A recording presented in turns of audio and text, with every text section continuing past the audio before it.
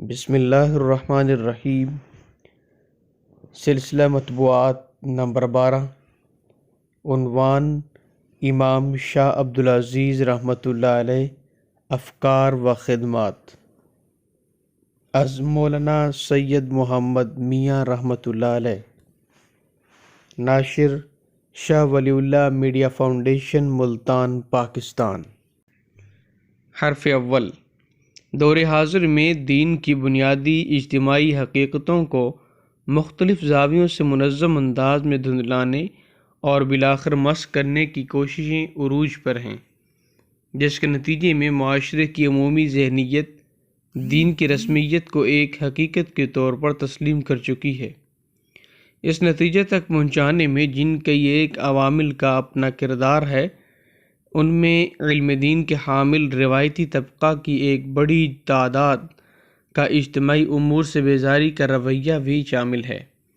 شاید اسی قسم کے حالات کے سبب ممتاز عالمی مورخ علامہ ابن خلدون کو کہنا پڑا کہ علماء تو سیاسی معاملات سے بہت دور ہوتے ہیں، لیکن ولی اللہ فکر کی حامل جماعت حقہ کے ہاں اس کے برعکس اجتماعیت کی بنیادی اہمیت نہ صرف مسلم رہی ہے، بلکہ اس کے رہنماؤں نے انتہائی نامساعد حالات میں بھی اجتماعیت شکن ذلت نشینی کو اختیار نہیں کیا۔ ان کے ہاں تو دین کو اجتماعیت سے علیحدہ کرنا دین کو بدنما اور داغدار کرنے کے مترادف ہے۔ بحوالہ خطبہ شیخ الہند۔ زیر نظر کتابچہ ولی اللہ جماعت کے قائد ثانی امام شاہ عبدالعزیز محدث دہلوی رحمۃ اللہ علیہ کے تعارف، افکار و خدمات پر مشتمل ہے۔ اس کے مطالعے سے علماء کے حقیقی کردار سے بھی آگاہی ہوتی ہے کہ ان میں نہ صرف بے پناہ جذبہ جہاد معجزن ہوتا ہے، بلکہ ان میں معاشرتی حالات کے تجزیہ کی صلاحیت اور اس کی بنیاد پر جامع حکمت عملی ترتیب دینے کی لیاقت بھی بدرجہ اتم موجود ہوتی ہے۔ شاہ صاحب کا فتویٰ دارالحرب اور سید احمد شہید رحمۃ اللہ علیہ کی قیادت میں عملی جدوجہد کی منصوبہ بندی اس کی واضح مثالیں ہیں۔ مزید برآں شاہ صاحب کے مذکورہ فتویٰ سے ولی اللہ جماعت کے ماضی قریب کے ایک قائد حضرت مولانا سید حسین احمد مدنی رحمۃ اللہ علیہ نے جو نتائج اخذ کیے ہیں، ان کے مطالعہ سے اسلام کا نظریہ وحدت انسانیت اور مذہبی رواداری کا پہلو نکھر کر سامنے آتا ہے، جس سے اسلام کے نام پر پیش کیے جانے والے تنگ نظر اور محدود تصورات پر نہ صرف زد پڑتی ہے، بلکہ ولی اللہ جماعت کی روشن خیالی اور بالغ نظری سے سوچنے والے ذہنوں کو بھی جلا ملتی ہے۔ شاہ عبدالعزیز اور سید احمد شہید رحمۃ اللہ علیہ کی انقلابی خدمات آج بھی عالمی انقلابی تحریکات سے خراج تحسین وصول کر رہی ہیں۔ چنانچہ اس کی صدائے باز گشت انقلابی ایران کے موجودہ روحانی پیشوا آیت اللہ سید علی خامنائی کے اس خطبہ صدارت میں بھی سنائی دیتی ہے جو انہوں نے بحیثیت صدر مملکت 1403 ہجری میں تہران میں منعقد ایک بین الاقوامی سیمینار میں دیا تھا، جو بعد ازیں تہران کے مجلہ التوحید میں اشاعت پذیر ہوا۔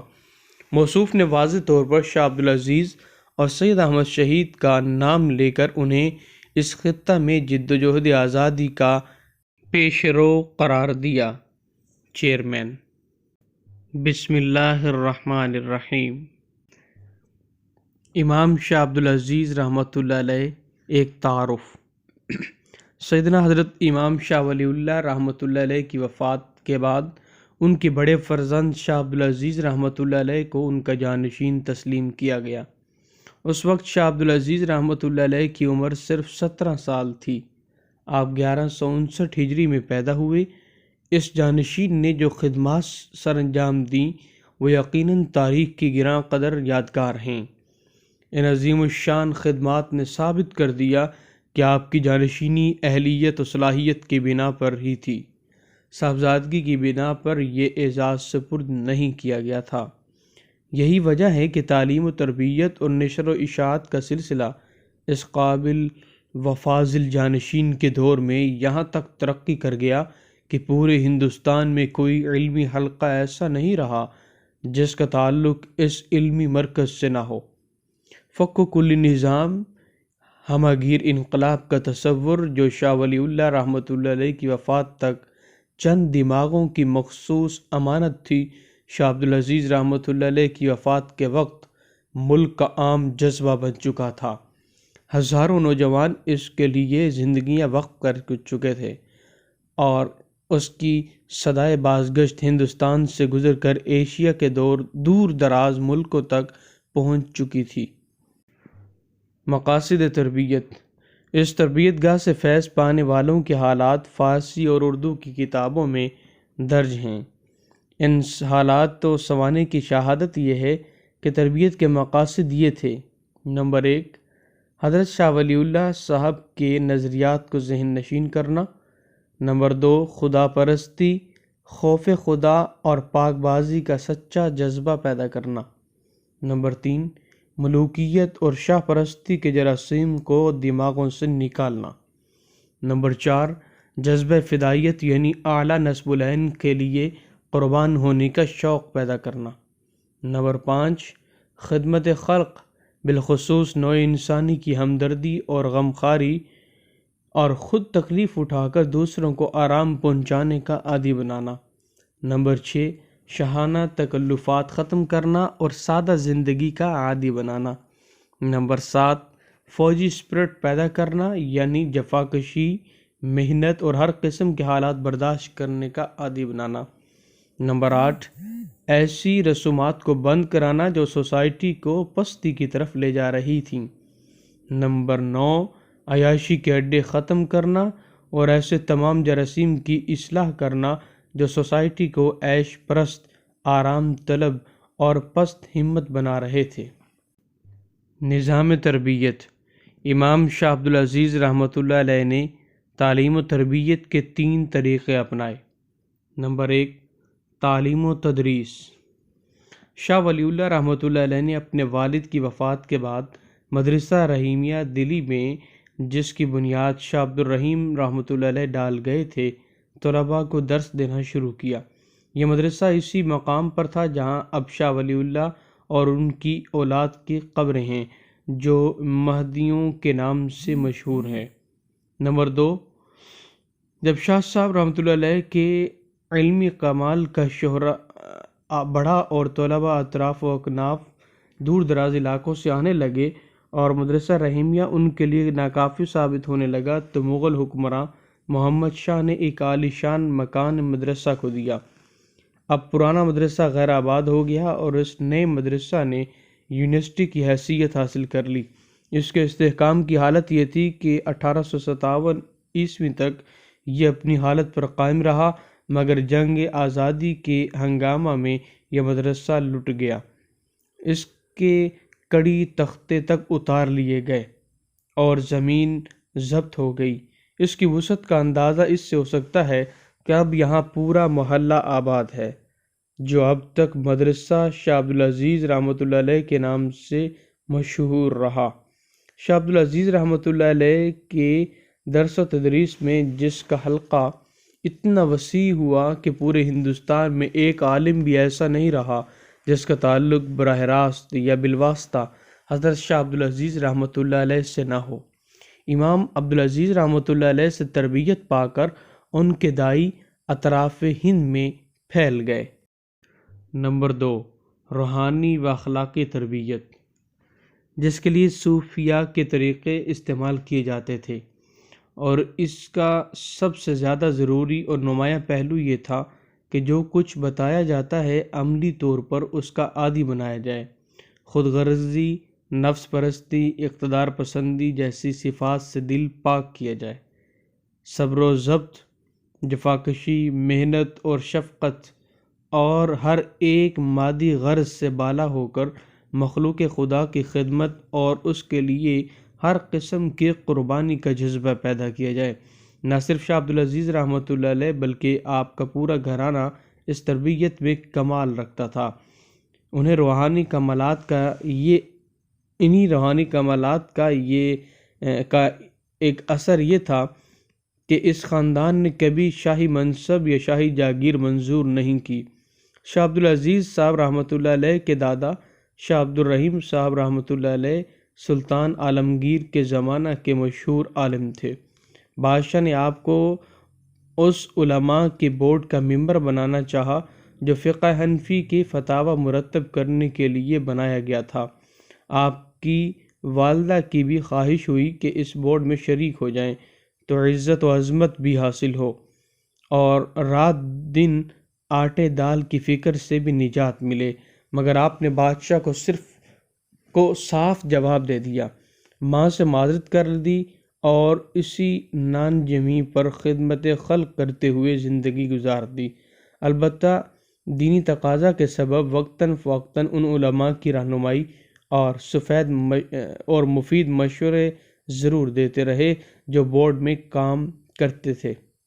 ایک طرف حضرت شاہ عبدالعزیز رحمۃ اللہ علیہ کی عظمت و عزت کا یہ عالم ہے کہ شہزادے آپ کی خدمت میں حاضر ہوتے ہیں اور پاؤں دبانے کو اپنی سعادت سمجھتے ہیں۔ برسر راہ نوابوں اور امراء سے ملاقات ہو جاتی ہے تو وہ اپنی سواریوں سے اتر کر مصافحہ اور مزاج پرسی کرتے ہیں۔ بادشاہ سے بھی ملاقات ہوتی ہے تو وہ بھی مصافحہ کرنے میں پورے احترام سے پیش آتے ہیں۔ پریشانی کے اوقات میں آپ سے دعا کی استدعا کرتے ہیں، اور دوسری طرف قناعت اور سیرچشمی کا یہ عالم ہے کہ کسی شاہی عطیہ کو قبول کرنا تو درکنار، بادشاہ اور امراء کی ہمت ہی نہیں پڑتی تھی کہ وہ کچھ پیش کریں، کیونکہ وہ سمجھتے ہیں کہ ہماری پیشکش نظر حقارت سے مسترد کر دی جائے گی۔ ایک واقعہ بطور مثال پیش کیا جاتا ہے۔ دلی میں وبا پھیلی۔ مسلمانوں نے طے کیا کہ جامع مسجد میں جمع ہو کر دوگانہ پڑھیں اور دعا کریں۔ بادشاہ کی طرف سے اجتماع کا انتظام کرایا گیا۔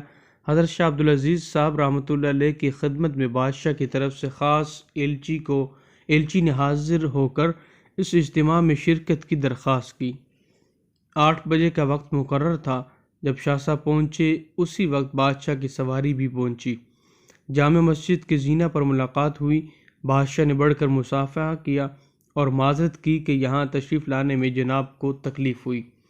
وقت عزیز صرف ہوا، معاف فرمائیے۔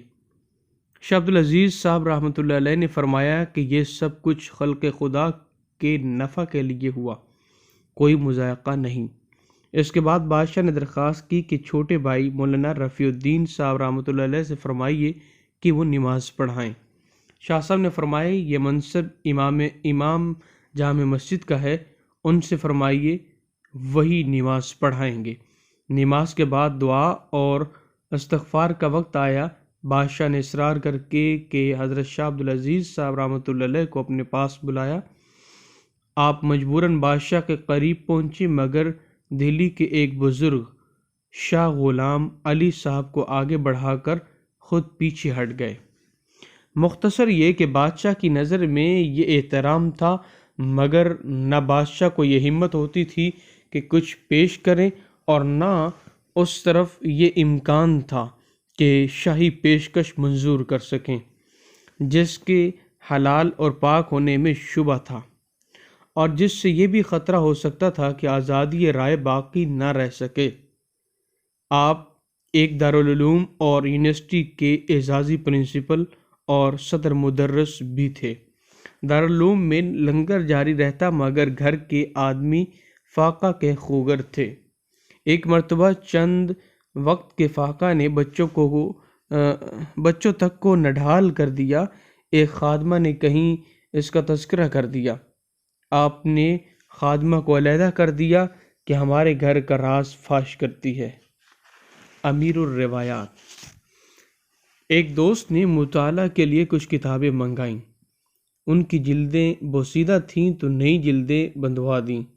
جب حضرت شاہ عبدالعزیز رحمۃ اللہ علیہ کے پاس واپس پہنچیں تو چونکہ یہ دوست سرکاری وظیفہ دار تھے، شاہ صاحب نے وہ جلدیں تڑوا دیں کہ سرکاری آمدنی کا کوئی ذرہ بھی اپنے کام میں نہ آنے پائے۔ یہ بات قابل توجہ ہے کہ خدمت خلق کے جذبہ نے اس خاندان کو اس پر آمادہ کیا تھا کہ طبابت یعنی علاج معالجہ کو ذریعہ معاش بنائے۔ نمبر 3، پبلک جلسوں اور عام اجتماعات میں تقریریں یعنی رائے عامہ کی بیداری۔ چنانچہ حضرت شاہ عبدالعزیز صاحب رحمۃ اللہ علیہ کا مقررہ پروگرام تھا کہ ہفتہ میں 2 عام اجتماع میں تقریر ضرور کیا کرتے تھے۔ دلی اور بیرون دلی کے ہزاروں آدمی ان اجتماعات میں شریک ہوتے۔ پروگرام کی پابندی یہاں تک ہوتی تھی کہ مرض الموت میں بھی جب تک بولنے کی طاقت رہی اس تقریر کے پروگرام پر عمل ہوتا رہا۔ مولانا رحیم بخش صاحب دہلوی رحمۃ اللہ علیہ کا بیان ہے کہ ہفتہ میں 2 بار منگل اور جمعہ کو کوچہ چیلان دلی پرانے مدرسہ میں مجلس واعظ منعقد ہوتی تھی، جس میں خاص و عام مور و ملخ یعنی چونٹی اور ٹڈی یعنی بے شمار سے زیادہ جمع ہو جاتے تھے۔ آپ کی موجزانہ تقریر میں وہ اثر ہوتا تھا کہ مخالفین گھروں سے اعتراض کا ارادہ کر کے چلتے، لیکن وہاں بجز سکوت اور تسلیم کے کسی کو دم مارنے کی گنجائش نہ ہوتی۔ آپ کا طرز عمل و بیان ایسا عجیب تھا کہ ہر مذہب و ملت کا آدمی مجلس سے خوش ہو کر اٹھتا تھا اور آپ کی کوئی بات کسی پر گرا نہیں گزرتی تھی۔ آپ کو خلق خدا کی خدمت کا خیال ہر وقت رہتا تھا۔ انتہا یہ کہ زیادتی مرض کے زمانہ میں جب وعظ کا دن آیا تو آپ نے دوسروں کے سہارے بیٹھ کر وعظ شروع کیا۔ تقریر شروع ہوئی تو آپ نے سہارا دینے والوں کو بھی الگ کر دیا اور حسب معمول بیٹھ کر وعظ فرماتے رہے۔ لب و لہجہ سے کمزوری اور ناتوانی کے آثار نمایاں تھے، مگر استقلال ویسے ہی اپنا رنگ جمائے ہوئے تھا۔ ختم تقریر پر آپ نے دعا کی، چند وصیتیں فرمائیں، پھر چند روز بعد وفات ہو گئی۔ تقریر میں کیا ہوتا تھا؟ ملفوظات کے ایک فقرہ سے ان تقریروں کے مضمون کا اندازہ ہو جائے گا۔ آپ نے تقریر میں فرمایا، اگر مجھے غازی الدین حیدر اپنے یہاں بلائیں بشرط کہ جاگیر اور منصب کی کوئی پنچ لگی ہوئی نہ ہو تو میں ضرور پہنچوں اور اس انداز سے تقریر کروں گا کہ ان کی آنکھیں کھل جائیں اور راہ راست پر آ جائیں۔ پھر فرمایا، اب مجھے قتل کیے جانے کا بھی خوف نہ رہا، صرف یہ وسوسہ آتا ہے کہ اگر اسی حالت میں قتل کر دیا جاؤں تو جو کام پیش نظر ہے وہ ادھورا رہ جائے گا۔ تربیت یافتہ جماعت۔ جو علماء حضرت شاہ عبدالعزیز صاحب رحمۃ اللہ علیہ کی تربیت کا تربیت پا کر ہندوستان کے آفتاب و ماہتاب بنے، ان کی فہرست بہت طویل ہے۔ چند نام یہاں ذکر کیے جاتے ہیں۔ نمبر 1 مولانا شاہ رفیع الدین صاحب، نمبر 2 مولانا شاہ عبدالقادر صاحب، نمبر 3 مولانا شاہ عبدالغنی صاحب۔ یہ تینوں حضرات شاہ عبدالعزیز صاحب کے چھوٹے بھائی ہیں۔ حضرت شاہ عبدالعزیز صاحب نے ان کی تربیت کی، مگر یہ تینوں حضرات شاہ عبدالعزیز صاحب رحمۃ اللہ علیہ کی زندگی ہی میں وفات پا گئے۔ نمبر 4 مولانا شاہ محمد اسحاق صاحب، نمبر 5 مولانا محمد یعقوب صاحب، نمبر 6 مولانا شاہ عبدالحی صاحب حضرت شاہ عبدالعزیز صاحب کے داماد، نمبر 7 مولانا شاہ محمد اسماعیل صاحب، نمبر 8 حضرت شاہ سید احمد صاحب شہید، نمبر 9 مولانا رشید الدین صاحب دہلوی، نمبر 10 مولانا مفتی صدر الدین صاحب دہلوی، نمبر 11 مولانا مفتی الہی بخش صاحب کاندلہ، نمبر 12 حضرت شاہ غلام علی صاحب دہلوی، نمبر 13 مولانا مخصوص اللہ صاحب، نمبر 14 مولانا کریم اللہ صاحب دہلوی، نمبر 15 مولانا میر محبوب علی صاحب دہلوی، نمبر 16 مولانا عبدالخالق صاحب دہلوی، نمبر 17 مولانا حسن علی صاحب لکھنوی، نمبر 18 مولانا حسین احمد صاحب ملی آبادی۔ مولانا محمد رحیم بخش صاحب دہلوی مصنف حیات دلی نے مولانا فضل حق خیر آبادی رحمۃ اللہ علیہ کو بھی حضرت شاہ عبدالعزیز صاحب رحمۃ اللہ علیہ کے تلامذہ میں شمار کرایا ہے، مگر مولانا خیر آبادی بلا واسطہ حضرت شاہ عبدالعزیز صاحب کے شاگرد نہیں تھے، بلکہ آپ حضرت شاہ عبدالقادر صاحب رحمۃ اللہ علیہ کے شاگرد تھے۔ کارپردازان حکومت کا ظالمانہ سلوک۔ مغل بادشاہ عموماً اس خاندان کا احترام کرتے رہے ہیں، مگر افسوس ہے کہ بادشاہ خود اپنے اختیار میں نہیں تھے، اور جو کارپرداز با اختیار تھے ان میں عموماً وہ تھے جو انگریزوں کا حامی گروپ تھا۔ یہ تنگ نظر فرقہ پرست لوگ تھے جن کو یہ انقلابی اصلاحات پسند نہیں تھیں۔ نجف خان اس کے قائد اور لیڈر تھے، جن کو شجاع الدولہ اور انگریزوں کے اصرار پر امیر الامراء بنایا گیا۔ مرہٹا راجہ اس منصب پر کسی روہیلا سردار کو دیکھنا چاہتے تھے، چنانچہ اول وہ نجیب الدولہ کے حامی رہے، اور اس کی وفات کے بعد نجیب الدولہ کے فرزند ضابط خان کو مرہٹوں کی حمایت حاصل رہی۔ شاہ عبدالعزیز صاحب نجیب الدولہ کے مداح تھے۔ ایک مرتبہ نجیب الدولہ کی تعریف کرتے ہوئے فرمایا کہ نجیب الدولہ کی سرکار میں تو 100 عالم تھے، ان کی تنخواہیں 5 روپے سے لے کر 100 تک تھیں۔ حنفی، شافعی اور مالکی مسلک کے 3 علماء عدالت عالیہ کے جج مقرر کیے تھے۔ چنانچہ شاہ عبدالعزیز صاحب رحمۃ اللہ علیہ اور آپ کے ساتھیوں کو طرح طرح کی تکلیفیں پہنچائی گئیں۔ مثلاً نمبر 1، غنڈہ گردی۔ حضرت شاہ صاحب کا خود اپنا بیان ہے، جب میں پرانے شہر میں تھا تو خود اپنوں کے ہاتھوں مجھے بہت تکلیفیں پہنچائی جاتی۔ آبرو باختہ آوارہ گردوں کو اکسا دیا جاتا تھا۔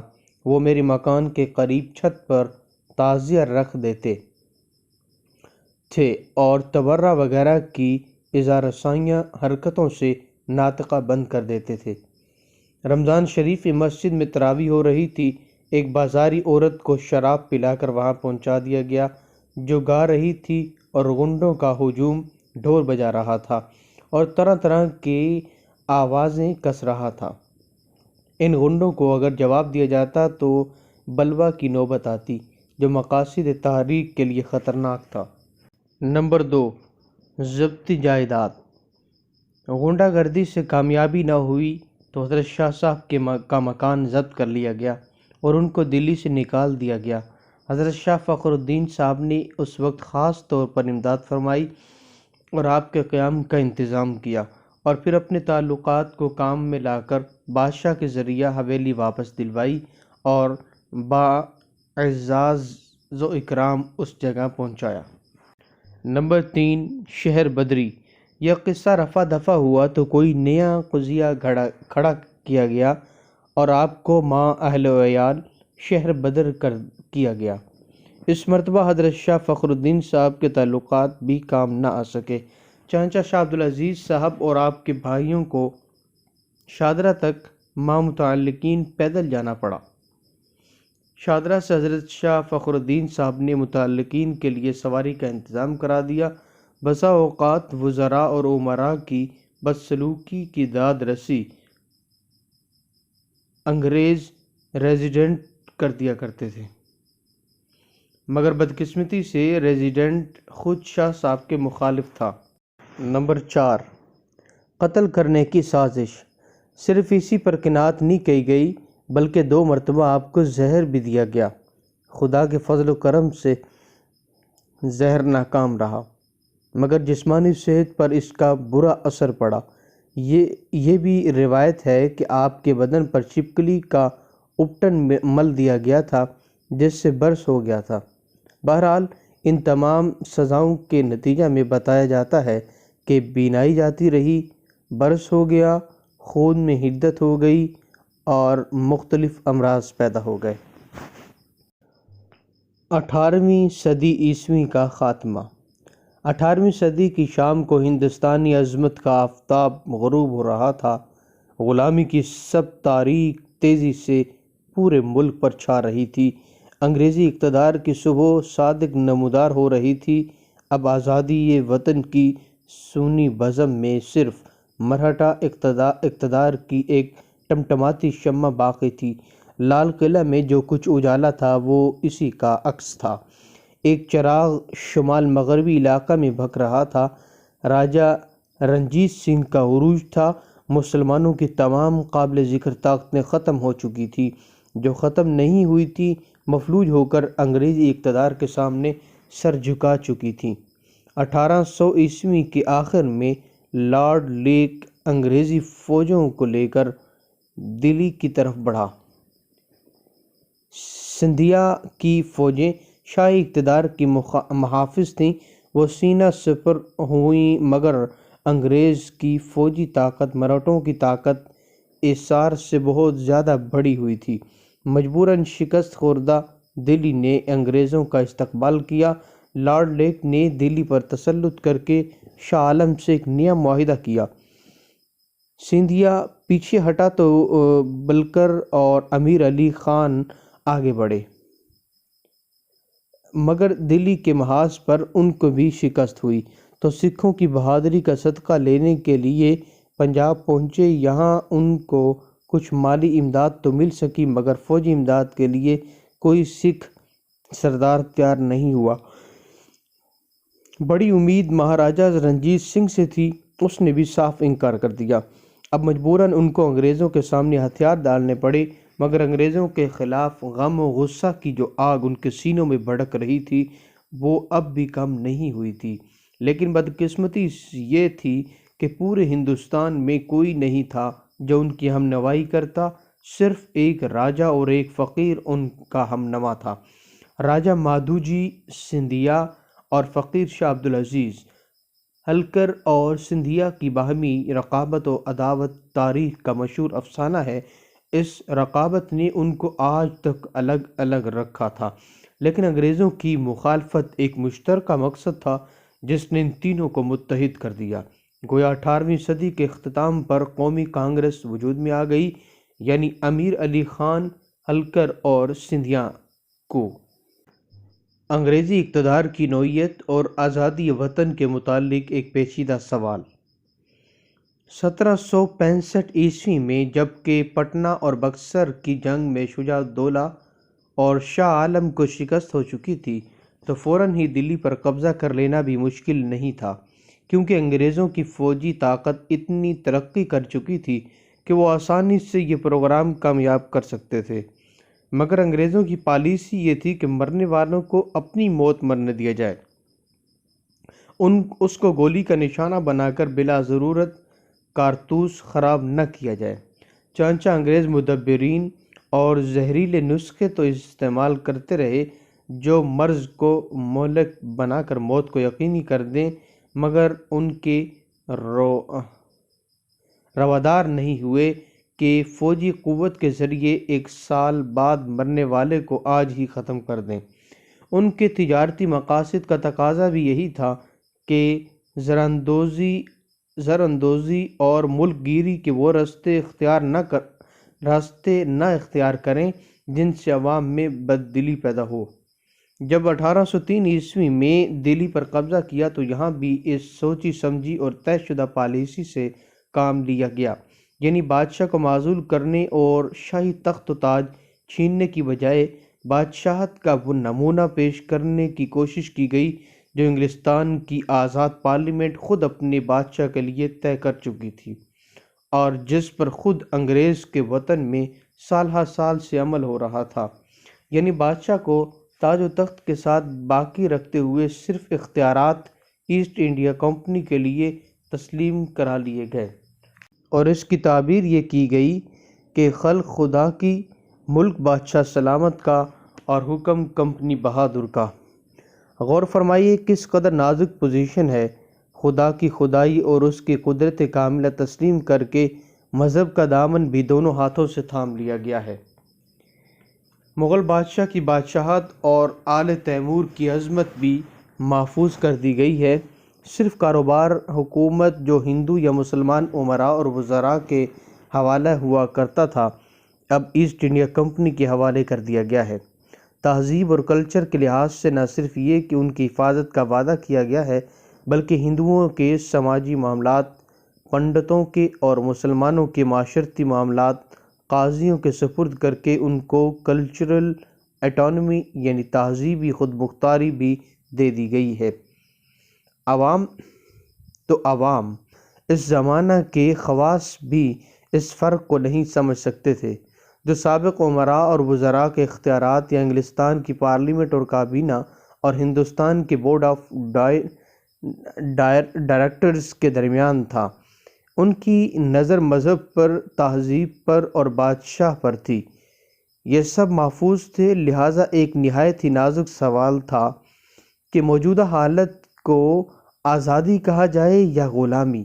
اسلامی قوانین کی روح سے پیچیدہ سوال یہ ہے کہ اب ہندوستان کو دارالاسلام مانا جائے جیسا کہ پہلے تھا، یا دارالحرب کہا جائے جہاں برسر اقتدار طاقت سے جنگ کرنا ورنہ اس ملک سے نکل جانا مذہباً فرض ہے، یا اس کو دارالامن مانا جائے جہاں اگرچہ حکومت غیر مسلم ہے مگر مسلمانوں کی جان و مال محفوظ ہے اور مذہبی آزادی ان کو حاصل ہے اور اس بنا پر حکومت سے جنگ کرنا درست نہیں ہے۔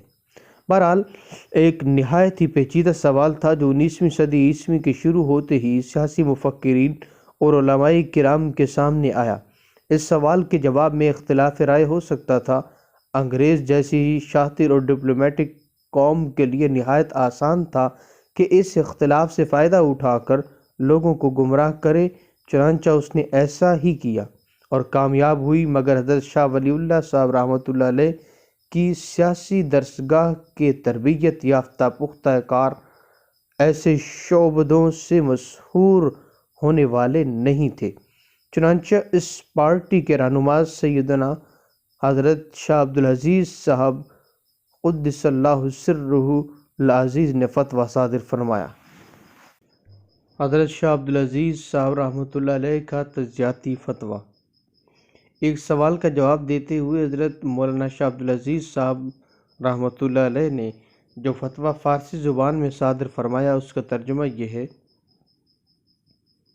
یہاں مسلمانوں کے حکمرانوں کا حکم بالکل جاری نہیں ہے اور رؤساء نصارہ یعنی عیسائی افسران کا حکم بلا دغدغہ اور بے دھڑک جاری ہے، اور ان کا حکم جاری اور نافذ ہونے کا مطلب یہ ہے کہ ملکداری، انتظامات رعیت، خراج، باج، اموال تجارت کی مالگزاری، ڈاکوؤں اور چوروں کے انتظامات، مقدمات کا تصفیہ، جرائم کی سزاؤں وغیرہ یعنی سول، فوج، پولیس، دیوانی اور فوجداری معاملات، کسٹم اور ڈیوٹی وغیرہ میں یہ لوگ بطور خود حاکم اور مختار مطلق ہیں۔ ہندوستان کو ان کے بارے میں کوئی دخل نہیں۔ بے شک نماز جمعہ اور عیدین، اذان اور ذبیح گاہوں میں اسلام کے چند احکام وہ رکاوٹ نہیں ڈالتے، لیکن جو چیز ان سب کی جڑ اور حریت کی بنیاد ہے، یعنی ضمیر اور رائے کی آزادی اور شہری آزادی، وہ قطعاً بے حقیقت اور پامال ہے۔ چنانچہ جب مختلف مسجدوں کو مسمار کر دیتے ہیں، عوام کی شہری آزادی ختم ہو چکی ہے۔ انتہا یہ کہ کوئی مسلمان یا ہندو ان کے پاسپورٹ اور پرمٹ کے بغیر اس شہر یا اس کے اطراف و جوانب میں نہیں آ سکتا۔ عام مسافروں یا تاجروں کو شہر میں آنے جانے کی اجازت دینا بھی ملکی مفاد یا عوام کی شہری آزادی کی بنا پر نہیں بلکہ خود اپنی مفاد کی خاطر ہے۔ اس کے بالمقابل خاص ممتاز اور نمایاں حضرات مثلاً شجاع الملک اور ولایتی بیگم ان کی اجازت کے بغیر اس علاقہ میں داخل نہیں ہو سکتے۔ دلی سے کلکتہ تک انہی کی عملداری ہے۔ بے شک کچھ دائیں بائیں مثلاً حیدرآباد، لکھنؤ، رامپور میں چونکہ وہاں کے فرنرواؤں نے اطاعت قبول کر لی ہے اور براہ راست نصارہ کے احکام جاری نہیں ہوتے، مگر اس سے پورے ملک کے دارالحرب ہونے پر کوئی اثر نہیں پڑتا۔ ایک دوسرے فتویٰ میں بھی مخالفین کے اعتراض کا جواب دیتے ہوئے ہندوستان کا دارالحرب ہونا ثابت کیا ہے۔ فتویٰ کی زبان مذہبی ہے کہ دارالحرب کا اصطلاحی لفظ استعمال کیا گیا ہے، مگر روح سیاسی ہے، اور مطلب یہ ہے کہ چونکہ نمبر 1 قانون سازی کے جملہ اختیارات یورپی عیسائیوں کے لیڈروں کے ہاتھوں میں ہیں، نمبر 2 مذہب کا احترام ختم ہے، نمبر 3 اور شہری آزادی سلب کر لی گئی ہے، لہذا ہر محب وطن کا فرض ہے کہ اس اجنبی طاقت سے اعلان جنگ یعنی عدم تعاون دے اور جب تک اس کو ملک بدر نہ کر دے اس ملک میں زندہ رہنا اپنے لیے حرام جانے۔ قومی اور بدیسی نظام کا فرق۔ دور حاضر کے مشہور رہنما، امام حریت اور صاحب نظر عالم دین حضرت مولانا سید حسین احمد مدنی رحمۃ اللہ علیہ، صدر جمعیت علماء ہند، اس فتویٰ کے مضمرات پر بحث کرتے ہوئے فرماتے ہیں، حضرت شاہ صاحب نے انگریزوں کے خلاف جو ظلم و ستم کی شکایت کی ہے اس میں مسلمانوں کے ساتھ ہندوؤں کا بھی ذکر ہے۔ یہ دونوں شہر دلی اور اس کے نواح میں امن کا پروانہ لیے بغیر نہیں آ سکتے۔ اس سے یہ صاف ظاہر ہے کہ شاہ صاحب انگریزوں کے مظالم سے صرف مسلمانوں کو ہی نہیں بلکہ ہندوؤں کی بھی گلو خلاصی چاہتے تھے۔ شاہ صاحب کسی ملک کے دارالاسلام ہونے کے لیے اس میں محض مسلمانوں کی آبادی کافی نہیں سمجھتے تھے، بلکہ اس کے لیے وہ یہ بھی ضروری سمجھتے ہیں کہ مسلمان باعزت طریقہ پر رہیں اور ان کے شعار مذہبی کا احترام کیا جائے۔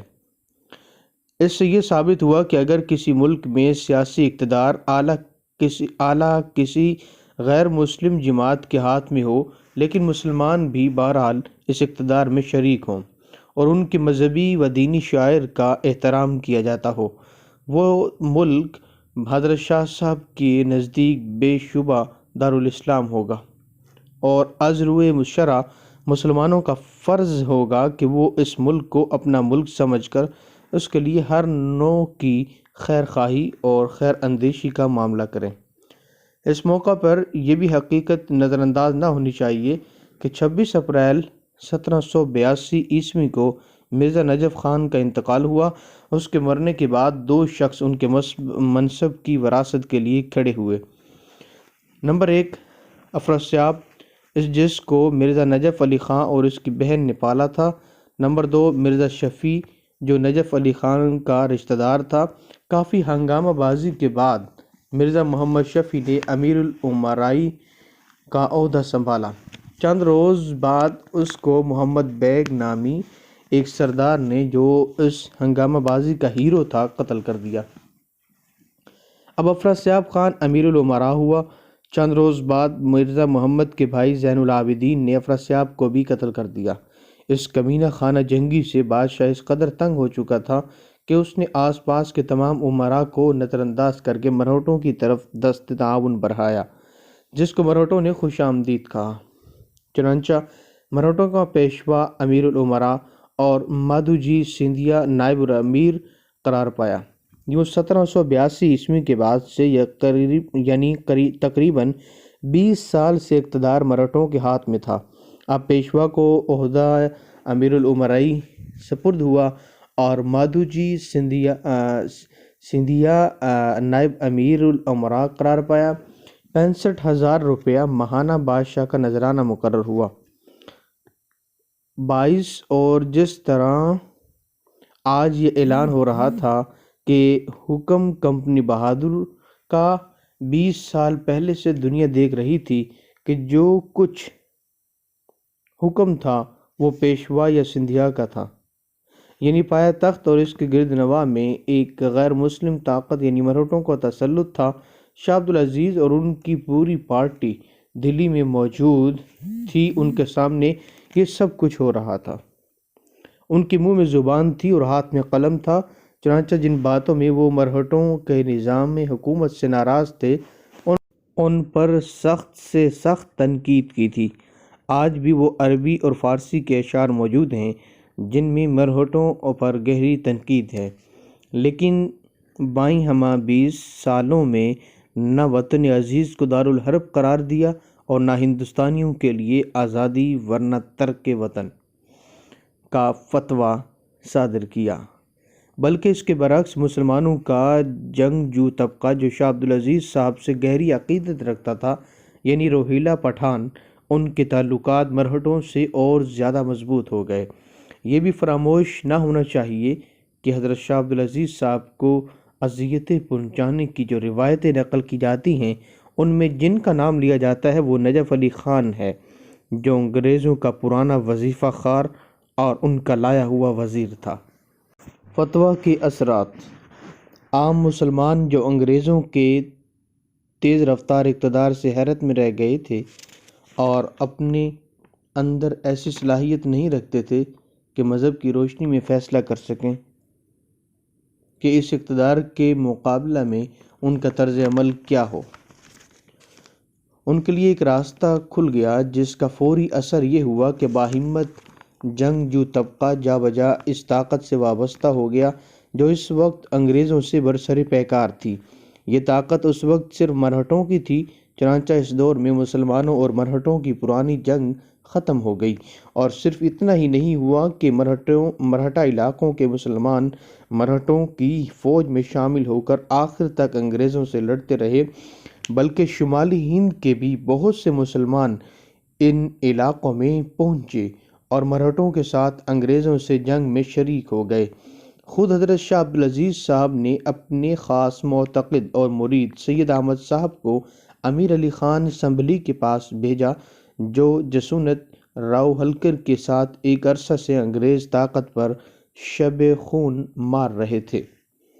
بہرحال 1818 ابھی ختم نہیں ہوا تھا کہ ہندوستان کی تمام چھوٹی بڑی طاقتیں انگریز کے ساتھ سر نیاز خم کر چکی تھی۔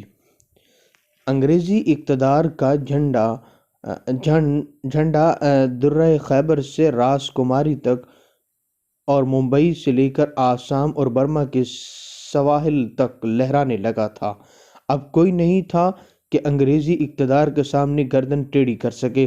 البتہ ایک طاقت تھی جو کسی طرح انگریزی اقتدار کے سامنے سر جھکانے کو تیار نہیں تھی۔ یہ وہی طاقت تھی جس کی تربیت شاہ ولی اللہ رحمۃ اللہ علیہ کے اصول پر ہوئی تھی، جن کا نصب العین فک و کلی نظام یعنی ہمگیر انقلاب ایک عرصہ بیشتر قرار پا چکا تھا۔ مایوسی کی کہ اس تاریک دور میں اس طاقت کے بوڑھے امیر حضرت شاہ عبدالعزیز رحمۃ اللہ علیہ نے اپنے بڑھاپے، بیماریوں اور نابینائی کے باوجود ہچکچانے یا پیچھے ہٹنے کے بجائے قدم آگے بڑھایا، انقلاب کا ایک مکمل پروگرام بنایا اور اپنے شاگردوں اور مریدوں کی صلاحیتوں کا جائزہ لے کر ذمہ داریاں تقسیم کر دیں۔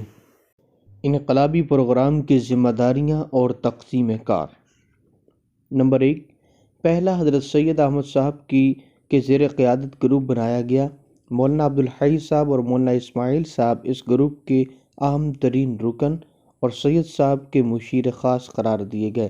ان تینوں حضرات کی سب کمیٹی کے سپرد کر دیا گیا کہ الف ملک میں دورہ کر کے روح انقلاب پیدا کریں، با رضاکار بھرتی کریں، ان کو فوجی ٹریننگ دیں، جیم مالیہ فراہم کریں، دال دیگر ممالک سے تعلقات پیدا کریں، ہاں فوجی کارروائی یعنی باضابطہ جنگ۔ نمبر 2، دوسرا گروپ جس کی زمام قیادت خود حضرت شاہ عبدالعزیز صاحب رحمۃ اللہ علیہ نے اپنے ہاتھ میں لی اور اپنے سن رسیدہ مریدوں اور شاگردوں کو بھی اس کا رکن بنایا۔ الف مرکز کا سنبھالنا اس کا فرض تھا، با تعلیم و تربیت کا وہ سلسلہ جو شاہ ولی اللہ صاحب کے زمانہ سے جاری تھا اور ہمگیر انقلاب کو کامیاب بنانے کے لیے جس کا باقی رکھنا ضروری تھا، اسی گروپ کے ذمہ تھا۔ جی اور جب پہلا گروپ محاذ پر پہنچ جائے تو ملک کی فضا کو ہم نوا بنانا، نئے رضاکاروں کی بھرتی اور فراہمی مالیہ وغیرہ کے تمام فرائض اسی گروپ کے سپرد تھے۔ حضرت شاہ عبدالعزیز صاحب رحمۃ اللہ علیہ کے علاوہ اس گروپ کے خاص رکن یہ تھے: نمبر 1، مولانا محمد اسحاق صاحب دہلوی، نمبر 2، مولانا حسن علی صاحب لکھنوی، نمبر 3 مولانا شاہ محمد یعقوب صاحب دہلوی، نمبر 4 مولانا حسین احمد ملیح آبادی، نمبر 5 مفتی رشید الدین صاحب دہلوی، نمبر 6 مولانا شاہ عبد الغنی صاحب دہلوی، نمبر 7 مولانا صدر الدین صاحب دہلوی رحمۃ اللہ علیہ۔ سید صاحب کی قیادت کی وجہ: علم و فضل، تحریر و تقریر، مقبولیت اور خاندانی شہرت میں مولانا عبدالحی صاحب اور مولانا اسماعیل صاحب شہید رحمۃ اللہ علیہ سید صاحب سے بڑھے ہوئے تھے۔ علم و فضل کی شہادت اس سے زیادہ کیا ہو سکتی ہے کہ خود استاد العلماء حضرت شاہ عبدالعزیز صاحب نے ایک نہایت اہم معاملہ میں ان کے متعلق تعریف فرمایا تھا کہ یہ حضرات علم تفسیر، حدیث، فقہ، اصول اور منطق وغیرہ میں مجھ سے کم نہیں۔ ان کی مہر اور دستخط گویا میرے ہی دستخط ہیں۔ یہ الفاظ خود ان بزرگوں کی اعلیٰ قابلیت کے لیے بہترین سند ہیں۔ آپ نے مولانا عبدالحی صاحب کو شیخ الاسلام اور مولانا اسماعیل صاحب کو حجت الاسلام اور دونوں کو تاج المفسرین، فخر المحدثین، سرآمد علماء محققین جیسے القاب سے ذکر فرمایا ہے۔ حتیٰ کہ عمر میں بھی یہ دونوں بزرگ سید صاحب سے بڑے تھے، کیونکہ جب سید صاحب کو اس گروپ کا لیڈر بنایا گیا تھا تو سید صاحب کی عمر تقریباً 40 سال تھی اور مولانا عبدالحی صاحب کی عمر تقریباً 50 سال اور مولانا اسماعیل صاحب کی عمر 48 سال تھی۔ خاندانی لحاظ سے مولانا عبدالحی صاحب حضرت شاہ عبدالعزیز صاحب کے داماد تھے اور مولانا اسماعیل صاحب حقیقی بھتیجے، مگر سید صاحب کو زعیم اور قائد اس لیے بنایا گیا کہ محاذ جنگ کا جو عملی تجربہ سید صاحب کر چکے تھے، ان دونوں بزرگوں کو اس کا تجربہ نہیں ہوا تھا۔ اس کے علاوہ سب سے بڑی وجہ اور روحانی کمالات تھے جن میں سید صاحب کا درجہ پوری جماعت میں سب سے فائق اور بڑا ہوا تھا، یہاں تک کہ سید صاحب کے پیر حضرت شاہ عبدالعزیز صاحب نے اپنے تمام شاگردوں اور تمام اقارب و اعزاء کو ہدایت کر دی تھی کہ وہ سید صاحب سے باقاعدہ بیعت ہو کر اخلاقی اور روحانی کمالات کا استفادہ کریں۔ ہمہ گیر انقلاب جس کا منشا صرف سیاسی نہ ہو بلکہ سماجی اصلاح اور اس کا اہم مقصد ہو، اسی وقت کامیاب ہو سکتا ہے جب اس کا لیڈر صرف مدبر، مفکر یا جرنیل ہی نہ ہو بلکہ روحانی لحاظ سے بھی یہ درجہ رکھتا ہو کہ اس کو شیخ وقت کہا جا سکے۔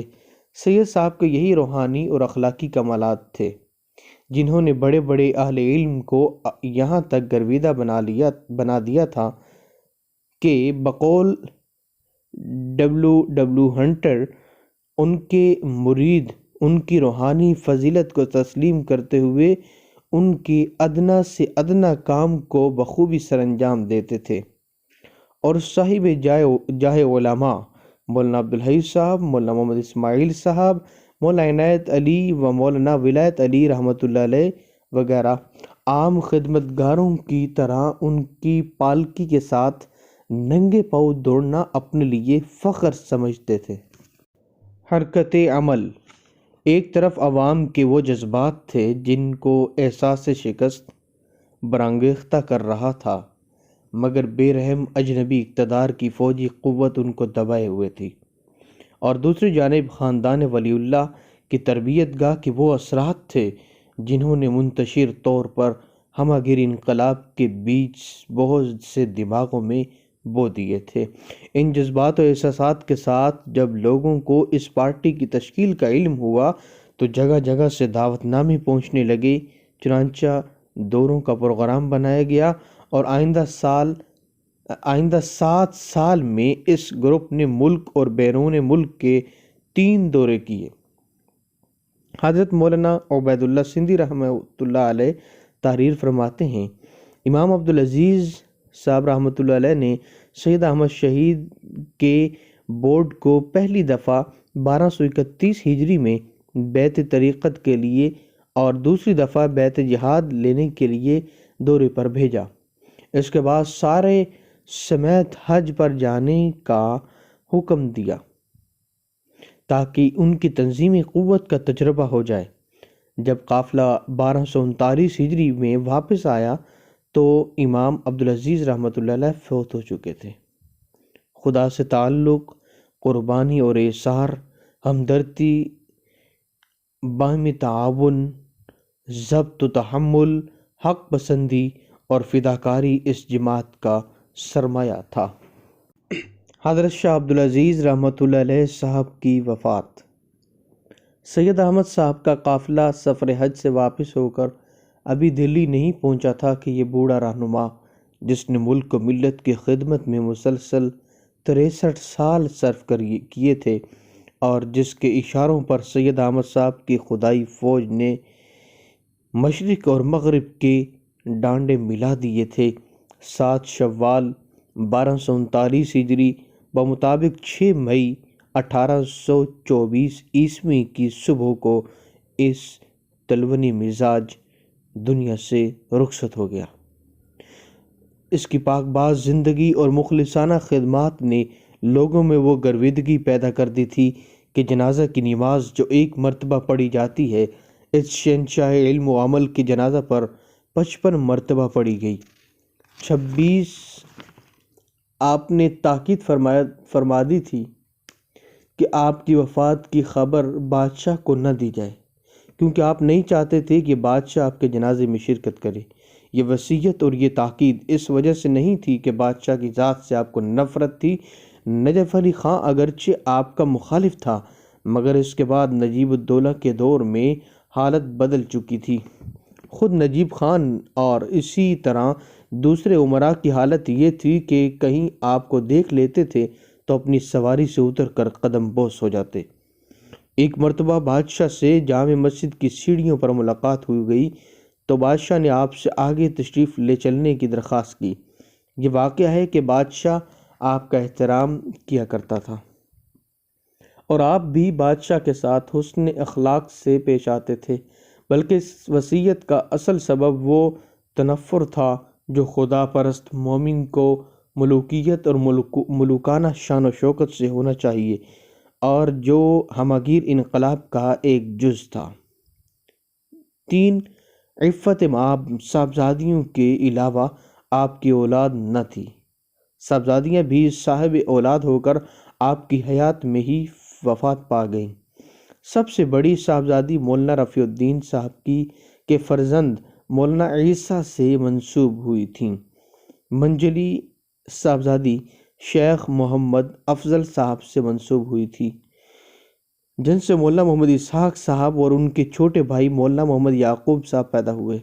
سب سے چھوٹی صاحبزادی حضرت مولانا عبدالحی صاحب کے نکاح میں تھیں، جو حضرت سید احمد صاحب کے رفقا میں سب سے اونچا درجہ رکھتے تھے۔ تاریخ سے متعلق چند باتیں اس باب کی تکمیل کے لیے ضروری ہیں۔ نمبر 1، حضرت شاہ ولی اللہ رحمۃ اللہ علیہ صاحب نے ہمگیر انقلاب کا جو بیج بویا تھا، حضرت شاہ عبدالعزیز صاحب کی آبیاری سے وہ ایک تناور درخت بن چکا تھا۔ چنانچہ تعلیم و تربیت اور ایک مخصوص قسم کی اخلاقی ٹریننگ جو اس نصب العین اور اس منزل مقصود تک پہنچنے کا بہت ضروری پروگرام تھا، اس کا حلقہ اتنا وسیع ہو چکا تھا کہ پورے ہندوستان میں قرآن و حدیث کا کوئی ایک قابل اعتماد عالم ایسا نہ تھا جس کا رشتہ شاگردی بالواسطہ یا بلا واسطہ حضرت شاہ عبدالعزیز رحمۃ اللہ علیہ کے دامن فیض سے وابستہ نہ ہو۔ نمبر 2، عسکری تنظیم کے سلسلہ میں سید صاحب کی زیر قیادت تقریباً 800 مجاہدین حریت کی فوج تیار ہو چکی تھی، جس کے ہر ایک رضاکار کے رجحانات و جذبات کی زندہ تصویر بن چکا تھا۔ نمبر 3، قافلہ کے پے در پے دوروں نے لاکھوں انسانوں کے دلوں میں جذبہ انقلاب کی وہ حریت پیدا کر دی تھی کہ جس کو 1857 عیسوی کی قیامت خیز ہنگاموں کا خونین سیلاب بھی سرد نہ کر سکا۔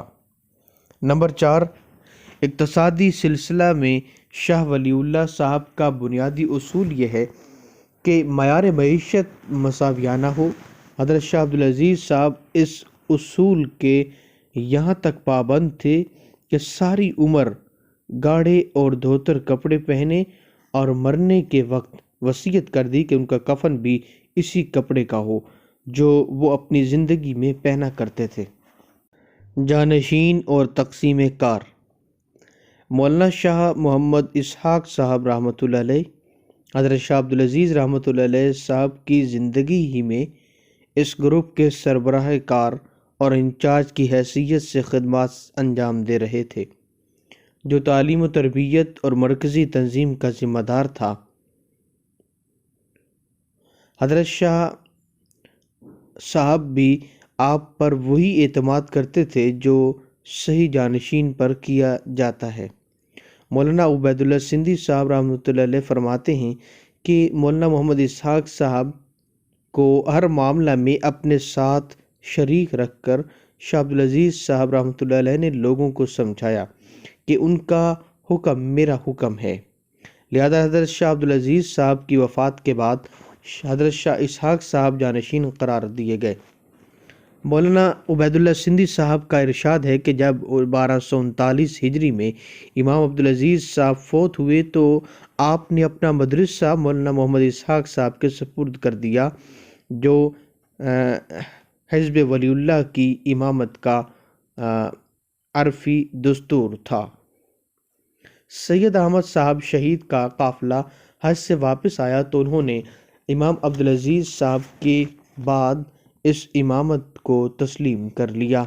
اس زمانہ میں اگر جمعیت کا اجلاس مدرسہ میں ہوتا تو مولانا محمد اسحاق صدارت فرماتے اور سید احمد شہید حلقے میں بیٹھتے اور جب مدرسہ سے باہر مجلس منعقد ہوتی تو سید احمد شہید صدر ہوتے اور مولانا محمد اسحاق صاحب رحمۃ اللہ علیہ حلقہ میں شریک ہوتے۔